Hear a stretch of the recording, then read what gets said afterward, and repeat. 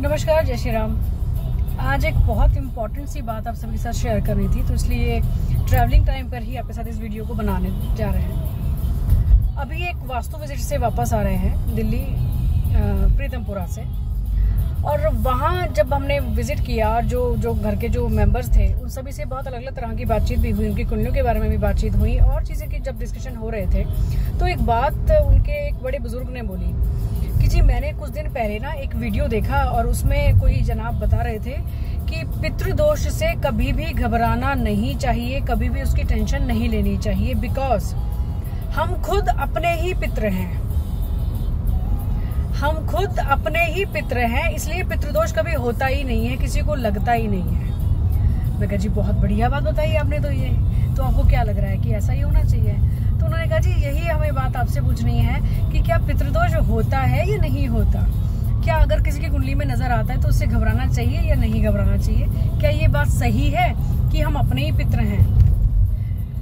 इसीलिए ना मुझे लगा कि ये जो बातें हैं ना, जो कई बार वीडियो के थ्रू फैलाई जाती हैं, बताई जाने की कोशिश की जाती है, इसको हमारी भी ड्यूटी बनती है कि हम सही इन्फॉर्मेशन को पब्लिक को बताएं।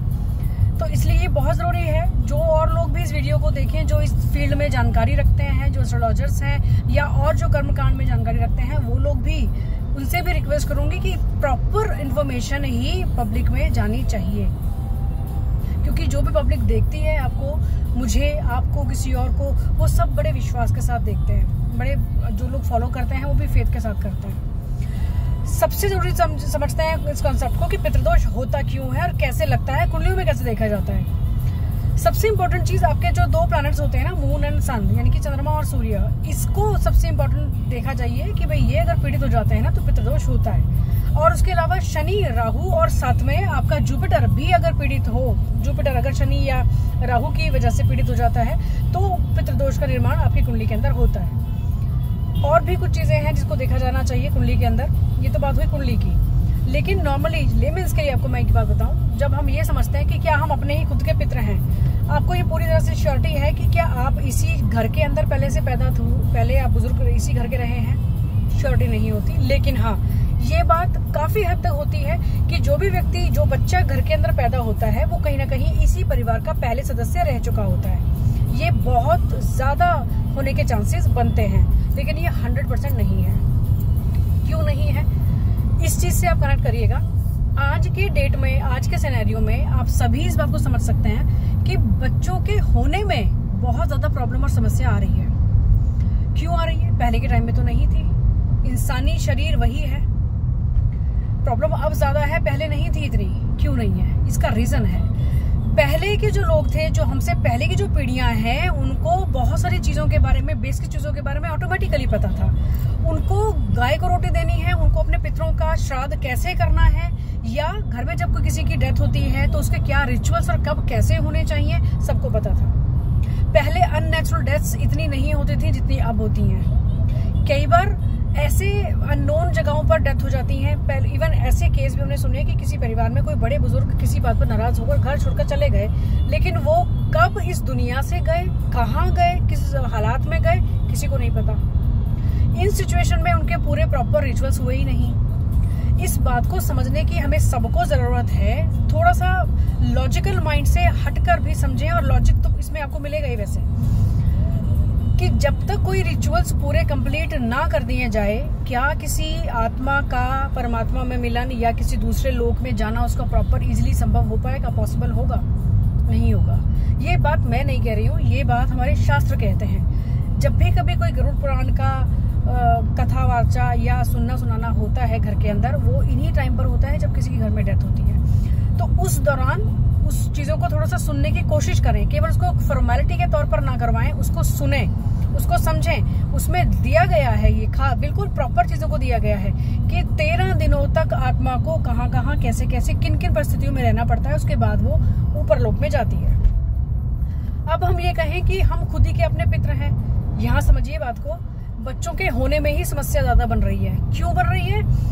हम जब प्रॉपर तरीके से पितृदान, अपना पितृ का कोई भी पूजा पाठ, पिंडदान या कोई भी उनकी सदगति के लिए कोई कार्य नहीं करते, तो हमारे जो पितृ हैं, जो कि अब इस दुनिया से जाकर दूसरी दुनिया में जा चुके हैं, वो अपने लिए कोई काम नहीं कर सकते, उनके लिए करना हम लोगों की सबकी जिम्मेवारी बन जाती है, जो पीछे पीढ़ी के जो लोग हैं। एग्रीड। अब उनका ये फर्ज बनता है, उनकी ड्यूटी बनती है कि वो उनके लिए सभी कर्मकांड को सही तरीके से करें।